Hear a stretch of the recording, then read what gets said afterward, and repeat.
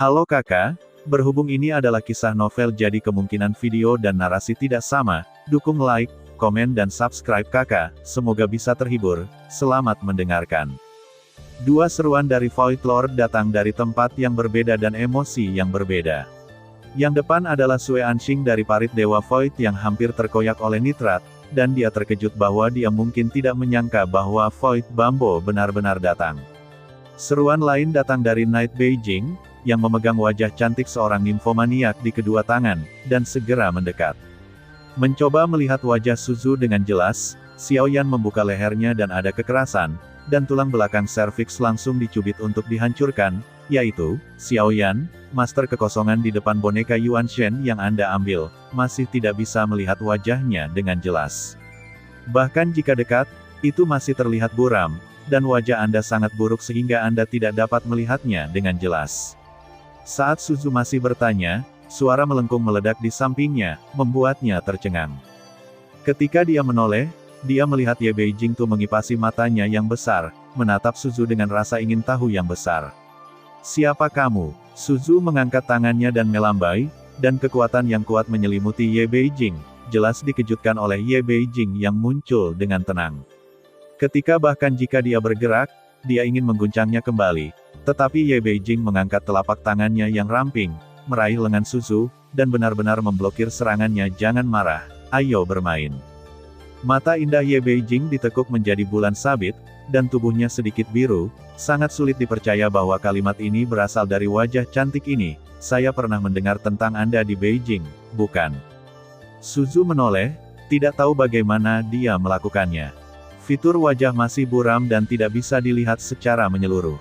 "Tampaknya kecantikan saya telah menjadi terkenal, dan malam Beijing menunjukkan penampilan pemalu ketika dia mendengar kata-kata itu, meskipun dia tidak bisa melihat wajah penguasa virtual dengan jelas, tetapi dia dapat dengan jelas merasakan bahwa penguasa virtual itu tercengang, dan benar saja, seperti yang dikabarkan, saya suka gelar wanita gila, jadi apakah Anda bersedia bermain dengan saya?" Murid Ye Beijing berkedip sedikit, dia sepertinya tidak bercanda, dan dia mengeluarkan kejutan yang kuat. Dan Kai Shengsheng mengguncang Ye Beijing kembali. Dan tujuan master virtual yang membukaku untuk mencekik leher Xiaoyan juga sangat jelas. Dia akan membunuh Xiaoyan sekarang.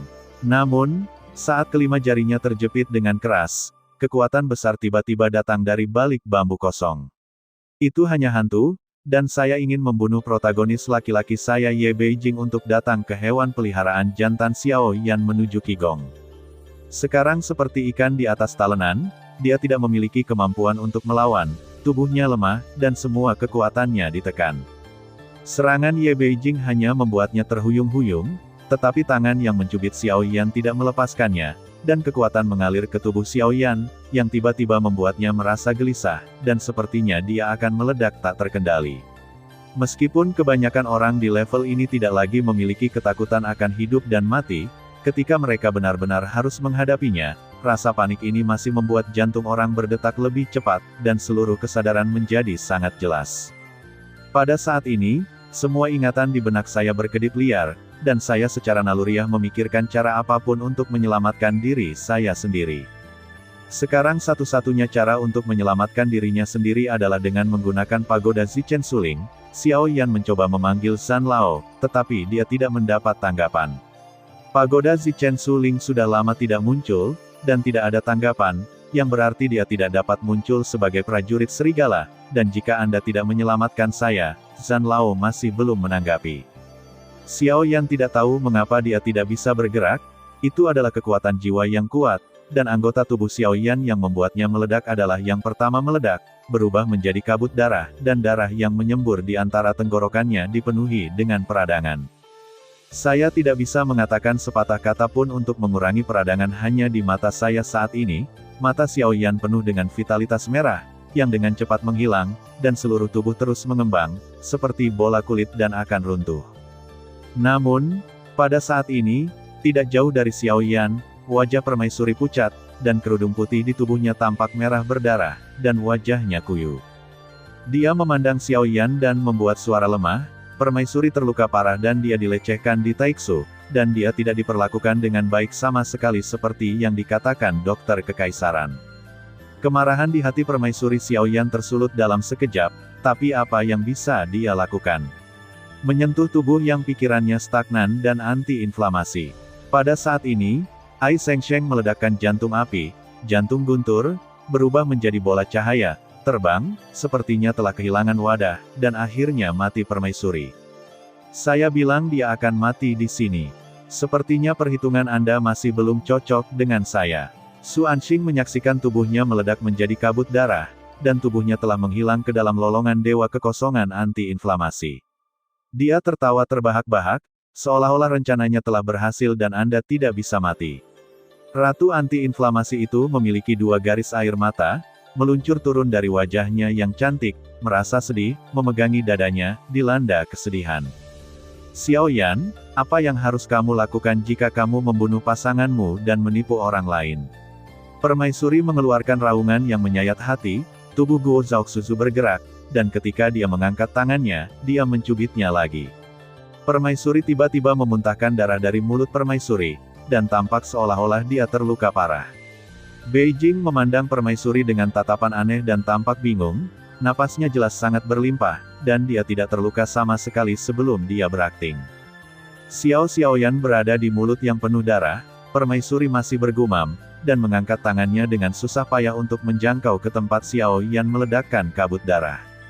Nanfu, jika kamu memohon kematian, aku akan mengirim kamu ke jalan. Suara dingin Suzu keluar dari mulutnya yang samar-samar, dan segera mencubit kelima jarinya seolah-olah untuk memusnahkan Permaisuri, yaitu, biarkan kalian berdua pergi ke jalan. Huangquan Ye Beijing mencubit dagunya di samping, dan tidak bergerak, dia sepertinya memperhatikan sesuatu yang tidak biasa, apakah dia benar-benar mati?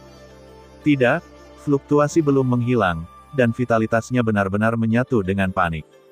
Ye Beijing berkata, wajah kabur Suzu juga menoleh untuk melihat kabut darah yang telah meledak dan mencibir, di mana busur berwarna darah berkedip, dan saya melihat bahwa daging dan darah yang hancur tiba-tiba mengembun kembali menjadi sosok telanjang, sangat tampan. Wajah Ye Beijing ditutupi dengan kedua tangan, dan wajahnya yang bersemangat berubah menjadi merah muda, dan dia perlahan berjalan keluar dari kabut darah, dan bintang api dan bintang guntur terintegrasi kembali ke dalam tubuh ini. Saya tidak peduli siapa Anda, lepaskan, katanya, dan segera mengangkat tangannya, meletakkan jubah hitam di daun, dan Beijing tiba-tiba kehilangan sedikit cahaya di matanya, karena dia belum mati, dia adalah kecoa yang lemah, tetapi dia hanya perlu membunuh beberapa kali lagi. Suzu melepaskan Permaisuri, dan sosoknya tiba-tiba menghilang, dan dia bertemu Xiaoyan, dan sosoknya tiba-tiba muncul di depan Xiaoyan, dan ujung jarinya langsung menunjuk ke alis Xiaoyan. Terima kasih sudah mendengarkan kakak dan yang sudah subscribe. Untuk yang belum subscribe yuk subscribe kakak, dan yang minat support jadi member klik tombol gabung kakak. Semua cerita sudah Mimin simpan di playlist supaya bisa kakak ikuti. Bila suka cerita Mimin jangan lupa subscribe channel Mimin dan share channel Mimin ke seluruh penjuru benua. Terima kasih.